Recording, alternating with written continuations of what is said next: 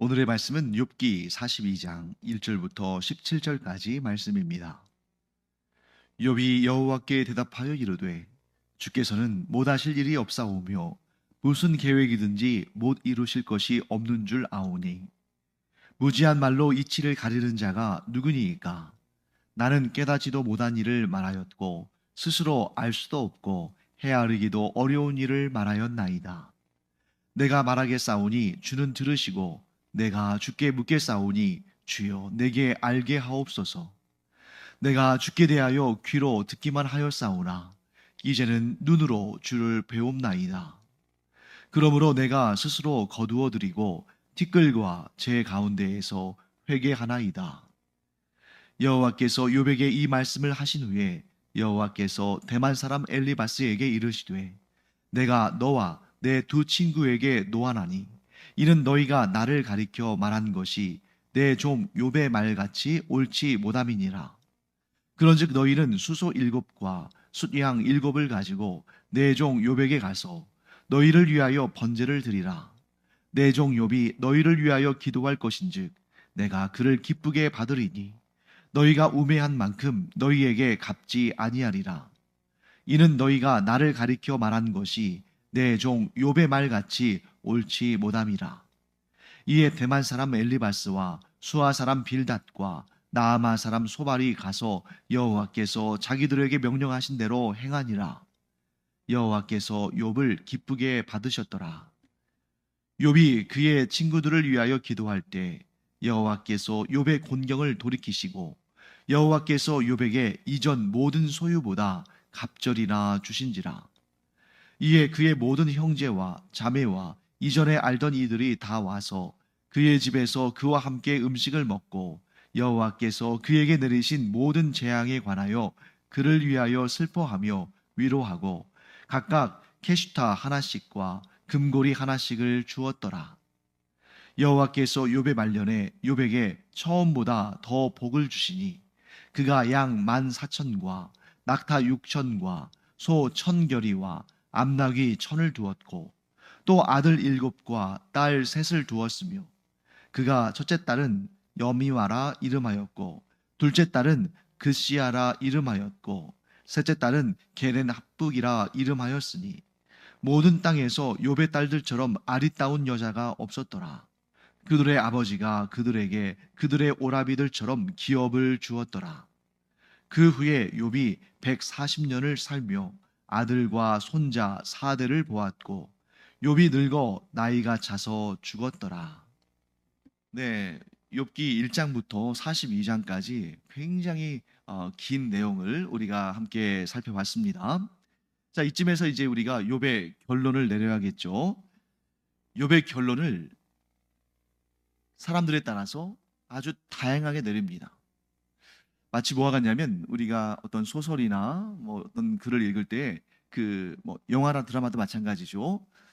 어떤 책이나 어떤 영화나 드라마는 끝이 분명하게 결론을 맺습니다. 예를 들면 주로 권선징악형, 그러니까 선을 권장하고 악을 좀 이렇게 사람들에게 좀 그 악의 나쁜 점들을 알려주기 위해서 그런 교훈적인 의미를 나타내기 위해서는 결론을 명확하게 맺는 게 좋죠.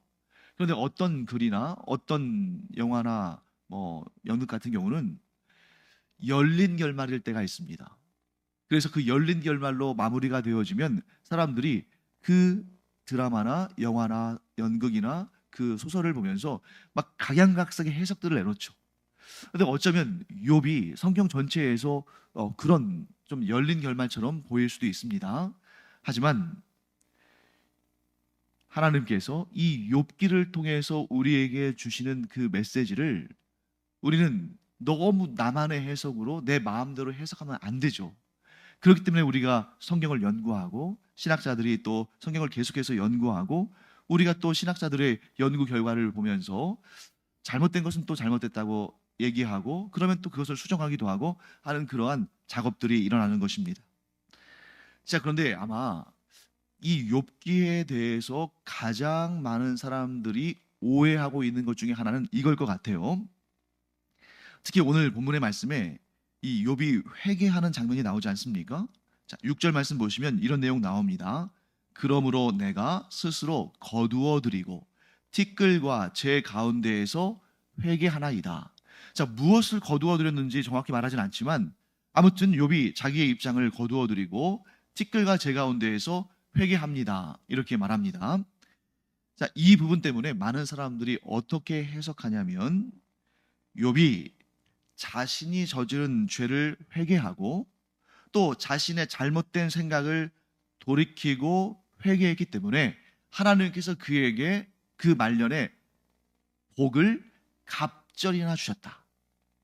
이렇게 이제 해석하죠. 그러면서 이제 이런 해석도 가능합니다. 그러니까 고난 당할 때에 끝까지 인내해야 돼. 그래서 인내하고 참아내면 하나님께서 반드시 더 큰 복을 주셔. 자, 이 각각은 틀린 말이 아니죠. 자, 회개하고 돌이키면 잘못을 하나님 앞에서 자기의 잘못이나 죄를 회개하고 돌이키면 하나님께서 그에게 더 큰 복을 주신다. 맞습니까? 틀립니까? 맞죠. 또 고난이 임했을 때, 또 연단의 시간 가운데 있을 때에 끝까지 하나님을 신뢰함으로 하나님을 떠나지 않고 끝까지 인내하면 하나님께서 칭찬하시고 더 큰 복을 주신다. 맞습니까? 틀립니까? 맞죠. 자, 이런 결론들, 이런 해석들이 결코 틀리지 않습니다. 그것은 우리가 반드시 붙잡아야 될 분명한 사실이고 분명한 우리의 믿음의 내용이 되어야 됩니다. 그런데 우리가 어떠한 해석을 할 때는 그 문맥 가운데서 해야 되잖아요. 그러니까 지금 방금 말씀드린 이 두 가지, 죄로부터, 잘못된 생각으로부터 돌이켜 회개하면 하나님께서 복을 주신다. 또 그런 고난과 환난 가운데서도 하나님을 신뢰함으로 끝까지 인내하고 참아내면 하나님이 복을 주신다. 이 각각은 옳지만 과연 이것이 욥기에서 말씀하고자 하는 내용인가 하는 것은 또 우리가 점검해 봐야겠죠. 자, 그래서 욥기는 아주 다양한 문제들을 만들어내는 책입니다. 사람들로 하여금 많은 의문을 갖게 만들어요. 자, 만일 이 욥기의 결론을 욥이 자신의 죄를 회개하고 욥이 자신이 생각했던 잘못된 견해들을 돌이켰을 때 하나님께서 칭찬하시고 많은 복을 주시고 그래서 그가 잘되고 형통한 다음에 장수하고 인생을 마쳤다. 이렇게 딱 결론을 내린다면 아주 복잡한 문제들이 생겨납니다. 너무너무 많은 문제들이 있지만 그중에 5가지만 제가 추려서 말씀드려 볼게요. 첫째, 그러면 욥이 범한 죄나 그가 잘못 판단한, 잘못 생각한 것은 무엇인가? 여러분 한번 답해 보세요. 욥이 무슨 죄를 저질렀습니까? 자, 욥이 잘못 생각해서 돌이켜야 할 것은 또 무엇입니까? 막상 답을 하려니까 답을 구할 수가 없죠. 왜? 욥기에서 욥이 잘못했다는 것, 욥이 잘못 생각한 것에 대한 하나님의 지적은 없습니다. 오히려 하나님께서 1장과 2장에서 욥에 대해서 뭐라고 말씀하십니까? 그는 온전한 자다. 그는 의인이다. 하나님께서 그렇게 말씀하셨어요. 그런데 욥이 자기의 죄를 뉘우치고 자기의 잘못된 생각을 회개하였더니 하나님께서 복을 주셨다. 이렇게 결론을 내려버리면 욥의 죄와 욥의 잘못된 생각을 자꾸 찾아내야죠. 헛다리를 짚는 것입니다. 두 번째 질문. 자, 욥의 죄나 욥의 잘못된 생각을 하나님께서 꾸짖으셨다면 지금 욥이 당하고 있는 고난은 까닭 없는 고난이 아니라 까닭이 있는 고난이죠. 자, 하나님께서 욥을 책망하시는 이유가 욥이 지은 죄나 욥의 잘못된 생각 때문이라면 욥이 지금 당하는 고난은 까닭 없는 고난이 아닌 것입니다. 그건 까닭이 있는 거예요. 욥의 죄와 잘못된 생각 때문이죠.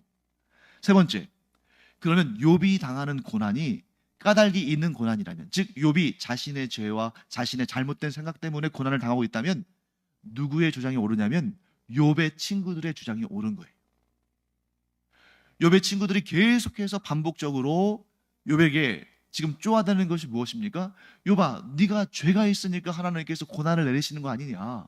그러니 빨리 네가 잘못한 것이 무엇인지를 깨닫고 그것을 하나님 앞에서 회개해라. 그러면 하나님께서 이 고난을 걷어가지 않으시겠냐. 욥의 친구들의 주장이 맞는 거죠?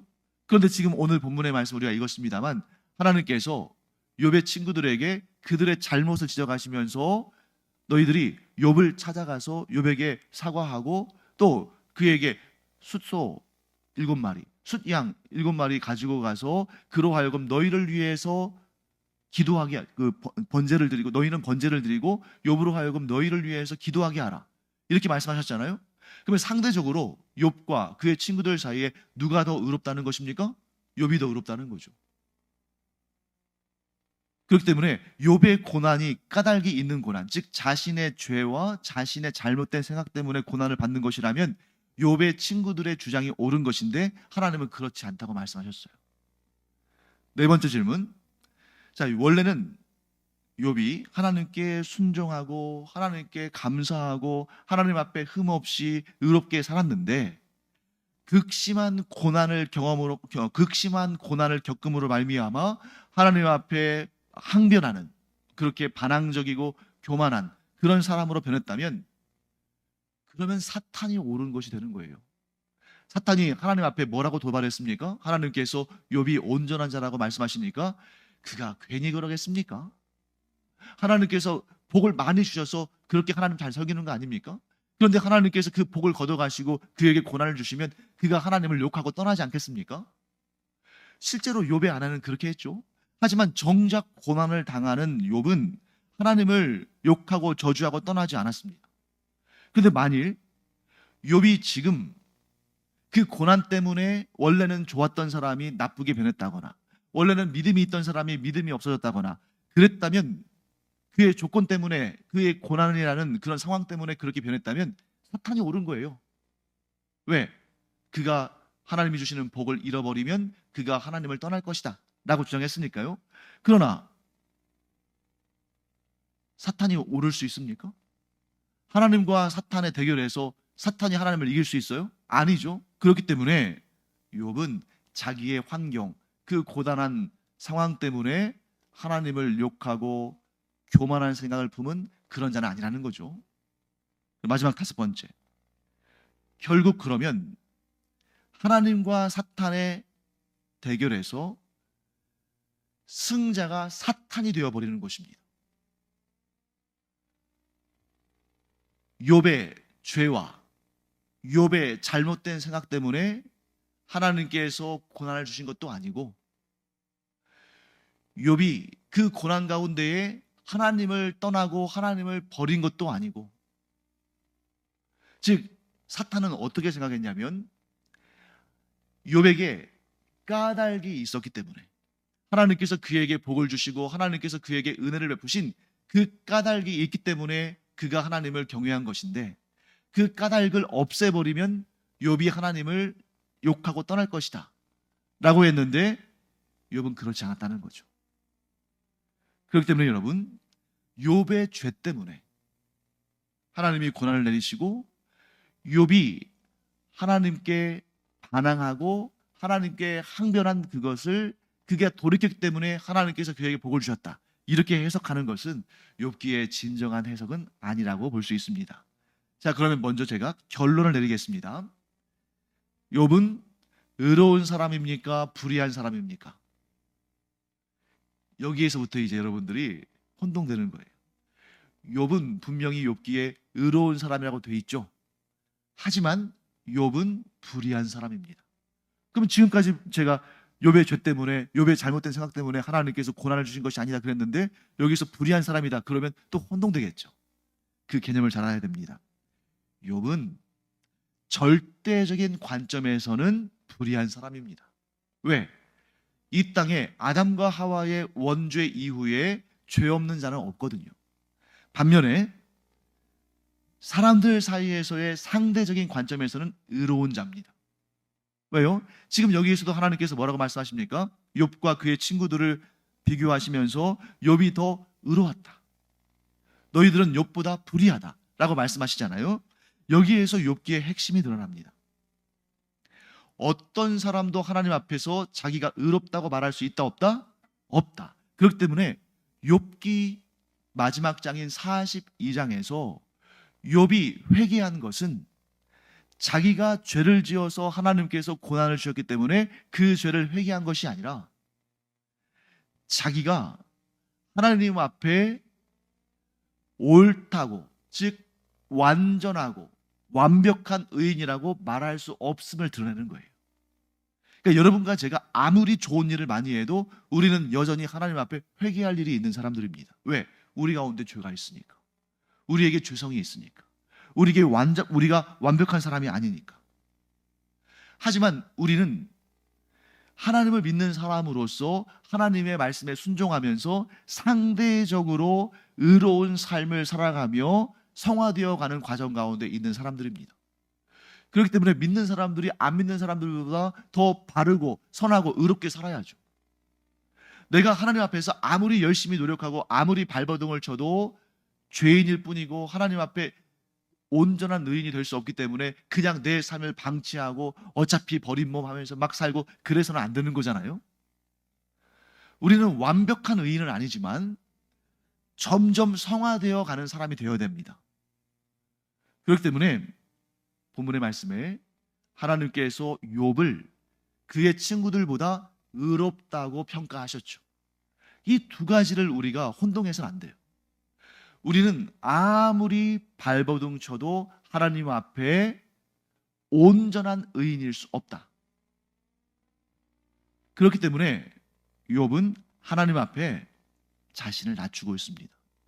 자, 욥이 자신의 말을 거둬들이고 자신이 하나님께 회개한다고 했지만 어떤 말을 거둬들이고 어떤 죄를 회개하는지에 대해서 나오지 않아요. 이건 뭐냐면 우리의 존재의 본질 자체가 완전하신 하나님 앞에 완전할 수 없다 하는 겁니다. 그래서 욥이 어떤 사람이냐면 자신의 자식들이 막 생일 잔치랄지 이런 그 즐거운 모임을 가졌을 때 그들이 하나님 앞에서 어떤 죄를 지었는지 알지도 못하고 그 죄를 지었는지 안 지었는지도 몰라요. 그럼에도 불구하고 하나님 앞에 먼저 속죄 제물을 드리고 속죄 제사를 드리는 그런 사람이었어요. 왜 그랬을까요? 사람은 하나님 앞에 완전하지 못하기 때문에 자기도 모르는 사이에 죄를 지을 수도 있다는 그런 인간의 본질을 알고 있었기 때문입니다. 자, 인간론에 있어서 본질적인 차원, 어떠한 사람도 하나님 앞에 의로울 수 없다. 그런데 두 번째, 그럼에도 불구하고 우리는 끊임없이 하나님 앞에 의롭고 선하고 성실하고 온전하려고 노력해야 된다. 욥이 그런 삶을 살았기 때문에 하나님께 인정받는 거 아닙니까? 욥이 더 옳다. 욥의 친구들에게는 너희가 욥만큼 옳지 못하다. 이 두 가지 관점, 우리의 본질적인 차원과 우리의 삶의 현실에 그런 상황에 있어서 우리가 어떤 삶을 추구해야 할 것인가 하는 것을 우리가 알게 됩니다. 이런 본질, 이 두 가지 상황을 알면 우리가 하나님 앞에 왔을 때 우리가 참으로 겸손하게 하나님 앞에 머리를 조아리면서 기도할 수 있습니다. 그런데 어떤 이들은 신앙생활을 하면 할수록 더 고개를 빳빳이 들고 교만해지는 사람이 있어요. 나 정도만 되면 의로운 거 아닌가? 나보다 더 하나님 앞에 의롭다 여김을 받을 사람이 누가 있을까? 이러면서 막 그 고개를 뻣뻣이 드는 사람들이 있어요. 예를 들면 누가 있습니까? 바리새인 같은 사람들. 그런데 예수님께서는 뭐라고 말씀하십니까? 오히려 벼가 익으면 고개를 숙이듯이 우리가 우리의 본질에 대해서 더 알면 알수록 하나님 앞에 조아릴 수밖에 없다 하는 것을 보게 되는 것입니다. 자, 모든 사람은 하나님 앞에 죄인이고 불의하지만 사람들 사이에서는 상대적인 의가 있고 우리는 그 상대적인 의에 있어서 하나님 앞에 흠없고 순전한 자가 되려고 노력해야 된다. 우리의 롤 모델이 누가 되는 거예요? 욥이 되는 거죠. 또 한 가지, 왜 그러면 하나님 앞에서 욥의 믿음이 나머지 친구들의 믿음보다 더 옳다 여김을 받았을까? 첫째, 친구들의 믿음을 볼까요? 친구들의 믿음, 친구들도 믿음이 있잖아요. 여러분, 욥기에 나오는 그 수많은 친구들의 말들 중에 하나도 버릴 게 없죠. 다 옳은 말입니다. 그런데 친구들의 믿음은 듣고 배워서 생긴 믿음인 거예요. 마치 지금 제가 여러분들에게 성경을 가르쳐 드리고 여러분들이 지금 듣고 배우는 것처럼 욥의 친구들의 믿음은 듣고 배워서 생긴 믿음입니다. 그 듣고 배워서 생긴 믿음 잘못된 것입니까? 아니죠. 그 자체는 너무 선하고 귀하고 복된 거죠. 그런데 욥의 믿음은 듣고 배워서 생긴 믿음일 뿐만 아니라 거기에서 한 단계 더 나가서 삶을 통해 증거된 믿음이었습니다. 어떤 증거를 얻었어요? 그가 고난 가운데서도 하나님을 떠나지 않았다. 그가 고통스러운 상황 가운데서도 하나님을 욕하고 저주하지 않았다. 그의 믿음을 지켰다. 이게 그의 삶을 통해 증거되지 않았습니까? 반면에 욥의 친구들은 어때요? 뭐 구체적인 내용은 나오지 않았습니다만 그들이 만일 그들의 삶을 통해서 증거된 믿음, 즉 고난과 역경을 거쳐가면서 생긴 믿음이라면 욥에게 그렇게 말하지 않았을 거예요. 어떻게 말했을까요? 욥아, 나도 전에 이런 고난과 고통을 겪어봤는데 내가 보니까 뭐니 해도 제일 좋은 것은 내가 힘들지만 고통스럽지만 끝까지 하나님을 믿고 신뢰하는 것을 버리지 않는 거야. 하나님은 이 고난 가운데서도 너와 함께 하셔. 그러니까 지금은 힘들지만 하나님의 손을 더 굳게 붙들고 이겨내자, 참아내자. 반드시 하나님께서 회복시켜 주실 날이 있을 거야. 내가 그 증거 아니냐? 이렇게 말하지 않았을까요? 그런데 이 세 친구들은 그러한 믿음의 도전과 역경을 경험한 적이 없으니까 들은 대로 배운 대로 자기가 아는 하나님에 대한 지식을 말합니다. 뭐 틀린 말 하나도 없습니다. 하지만 지금 상황에 맞지 않아요. 내가 경험한 그러한 일들과 내가 그 경험을 통해서 더 굳건해진 믿음이 있다면 그렇게 섣불리 말하진 않았을 것이다 하는 것을 보게 됩니다. 자, 또 한 가지 욥기를 통해서 우리가 알 수 있는 또 중요한 사실이 있죠. 하나님은 고난도 주시는 분이라는 거예요. 자, 하나님은 고난도 주시는 분이라고 제가 도자를 붙인 이유가 뭡니까? 하나님은 사실 대부분 은혜를 주셔요. 그런데 하나님은 고난도 주셔요. 그런데 그 고난도 사실은 은혜입니다. 하나님은 대부분 은혜를 주시는 것이 아니라 사실은 모든 상황 가운데서 은혜를 주셔요. 그런데 하나님의 고난도, 하나님이 주시는 고난도 은혜고 시험도 사실은 은혜예요. 알고 보면 하나님께서 욥에게 고난을 주셨습니다. 그것은 욥의 믿음을 시험해 보시는 그런 과정이었어요. 우리는 본능적으로 시험이라는 말을 좋아하지 않지만 하나님께 있어서 시험은 우리를 파멸시키기 위한 올무가 아니죠. 하나님의 시험은 딱 정확하게 드러내는 것입니다. 자, 어떤 사람이 평가를 받는데 딱 정확하게 자기의 수준을 평가받았다고 해서 기분 나빠할 일은 없는 거죠. 자기의 수준을 아는 건데. 하나님의 시험은 자기의 정확한 믿음의 상태를 점검하게 하는 것이고 거기에 따라서 하나님의 저울에 모자람이 있으면 그 모자란 대로 심판을 받을 것이고 거기에 남음이 있다면 그 남음에 대한 칭찬과 상과 복을 받을 것입니다. 그런데 심지어 하나님은 정확하게 우리의 영적인 수준을 가늠하게 하는 그런 시험 가운데서도 은혜와 긍휼을 베푸신다는 거예요. 그리고 그 시험을 통과하면 반드시 더 큰 은혜와 복을 주신다는 것입니다.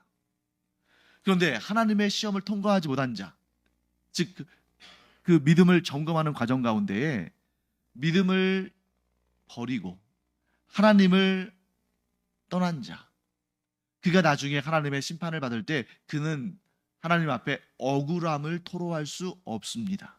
왜 그럴까요? 성경의 말씀처럼 믿음대로 될지어다. 우리가 하나님을 향해서 우리의 믿음을 가진 만큼 되는 것입니다. 어떤 상황과 환경 가운데서도 하나님께서 나를 보호하시고 도우시고 은혜와 긍휼을 베푸시고 복을 주시는 분이시다라는 것을 믿는 자에게는 그 믿음대로 되는 것이고 하나님께서 나를 싫어하셔서 나를 미워하셔서 이런 고난을 주셨구나 하고 하나님을 저주하고 욕하고 떠난 자에게는 그 믿음대로 되는 것입니다. 하나님이 없는 곳으로 가는 거죠. 하나님을 떠났으니까. 자, 하나님이 없는 곳이 어디입니까? 그곳이 바로 지옥인 것입니다. 자, 이제 우리 오늘 본문의 마지막 부분을 보겠습니다. 12절부터 17절까지가 오늘 본문의 마지막인데 우리 함께 읽어볼까요? 12절부터 17절까지. 여호와께서 욥의 말년에 욥에게 처음보다 더 복을 주시니 그가 양 14,000과 낙타 6,000과 소 1,000결이와 암나귀 1,000을 두었고 또 아들 7과 딸 3을 두었으며 그가 첫째 딸은 여미마라 이름하였고 둘째 딸은 그시아라 이름하였고 셋째 딸은 게렌합북이라 이름하였으니 모든 땅에서 욥의 딸들처럼 아리따운 여자가 없었더라. 그들의 아버지가 그들에게 그들의 오라비들처럼 기업을 주었더라. 그 후에 욥이 140년을 살며 아들과 손자 사들을 보았고 욥이 늙어 나이가 차서 죽었더라. 아멘. 저는 이 부분 때문에 이 욥기가 꾸며낸 소설이나 공상의 내용이 아니라 사실이라고 봐요. 왜냐하면 뭐 앞에 나와 있는 그런 복들은 뭐 그렇다 치고 뒤에 보면 아들 7과 딸 3을 두었는데 하고 딸들이 소개되죠. 그리고 그 딸들의 아름다움이 소개되죠. 자, 보통은 고대 사회에서 여성분들에게는 죄송합니다만 여성들의 이름은 거의 나타나지 않아요.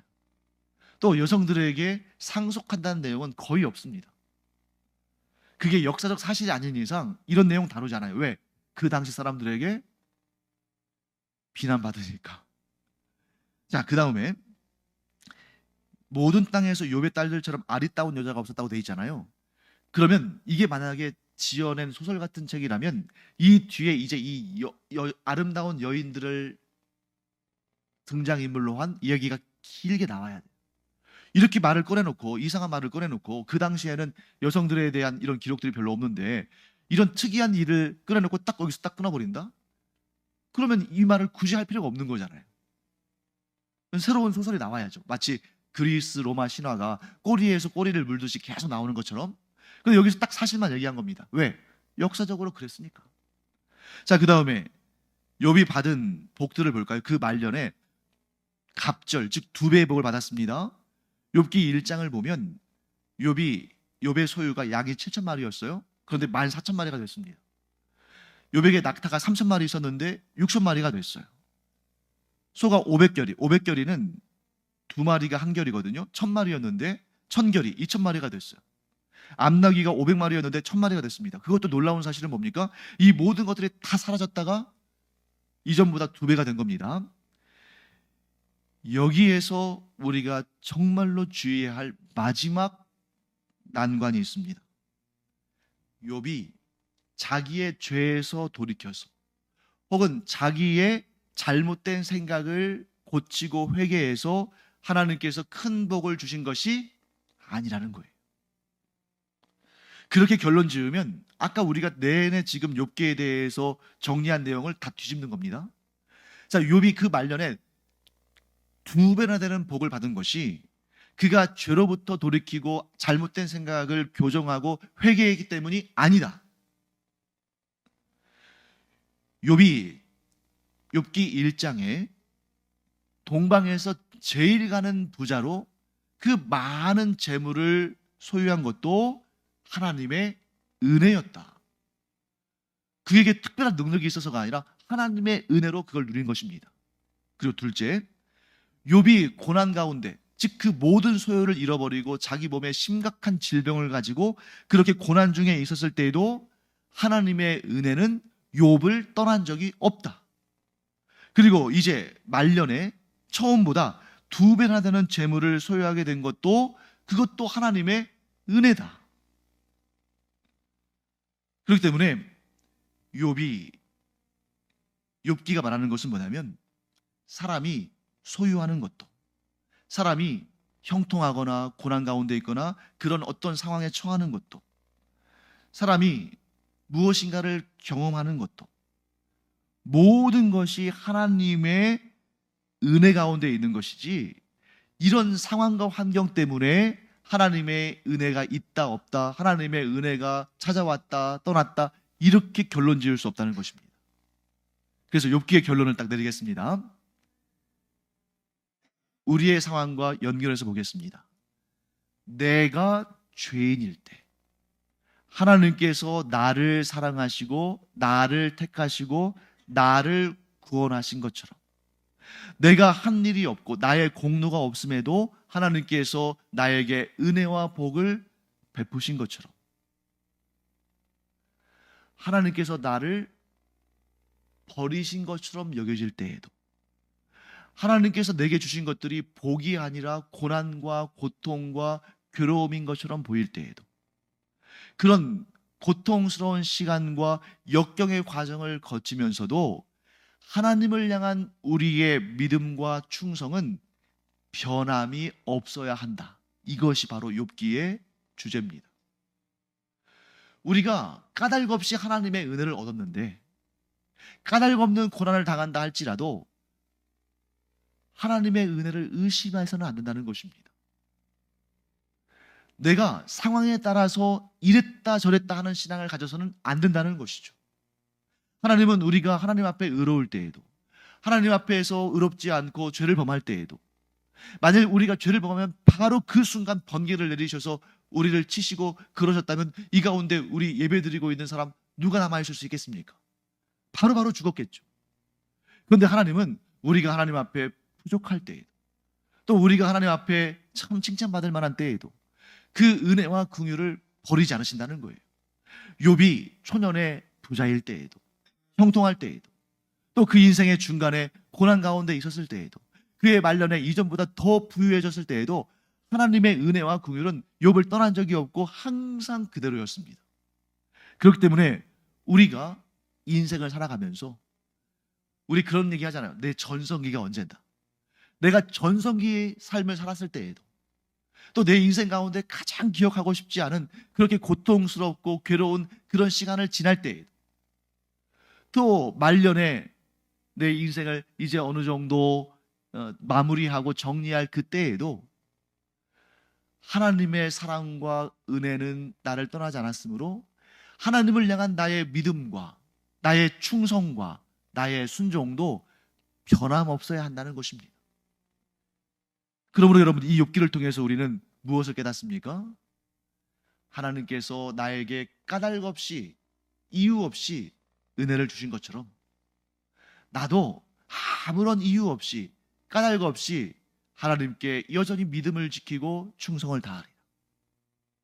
하나님께서 나에게 좋은 것을 주셔야만 하나님을 믿고 하나님을 사랑하고 충성하는 것이 아니라, 설령 내 눈에 보기에 좋지 않은 것이 있다 할지라도 그런 조건 때문에, 그런 상황 때문에 흔들리지 않고 나는 여전히 하나님만 섬기고 하나님만 믿고 하나님만 의지하고 하나님을 찬송하며 기뻐하며 살리라. 이 결론이 욥기를 제대로 읽었을 때 나오는 결론이다 하는 것입니다. 그래서 여러분, 물론 앞에서 말한 몇 가지 욥을 읽으면서 그런 교훈을 얻었다 해서 틀린 건 아니에요. 내가 죄를 회개하면 하나님은 나를 회복시켜 주시고 나에게 더 좋은 걸 주신다. 내가 고난과 환난 가운데서도 하나님을 믿기 때문에 끝까지 인내하면 하나님은 더 큰 복을 주신다. 맞습니다. 하지만 욥기의 결론, 어떤 상황과 환경 때문에 하나님께서 나를 택하시고 나를 사랑하시고 나를 구원하신 것이 아닌 것처럼 나도 어떠한 상황과 환경 가운데서도 하나님을 향한 믿음과 사랑과 충성과 순종을 버리지 않겠다. 이 믿음을 갖는 여러분과 제가 되기를 간절히 축원합니다. 기도하겠습니다. 하나님, 욥기를 마무리하면서 저희가 다짐합니다. 우리의 상황과 환경 때문에 하나님께서 우리를 사랑하시고 우리를 구원하시고 자녀 삼으신 것이 아니라 가발 없이 하나님의 그 은혜로 저희를 택하신 것처럼 저희도 삶에서 경험하는 이런저런 상황과 환경 때문에 어떤 때는 하나님을 사랑했다가, 어떤 때는 하나님을 욕했다가, 어떤 때는 하나님께 가까이 갔다가, 어떤 때는 하나님을 멀리하고 심지어 떠나는 그런 모습이 아니라 끝까지 신실하게 하나님만 섬기고 하나님만 의지하고 하나님께만 영광 올려드리는 그런 삶을 살게 하여 주시옵소서. 감사드리며 예수님의 이름으로 축복하며 기도합니다. 아멘.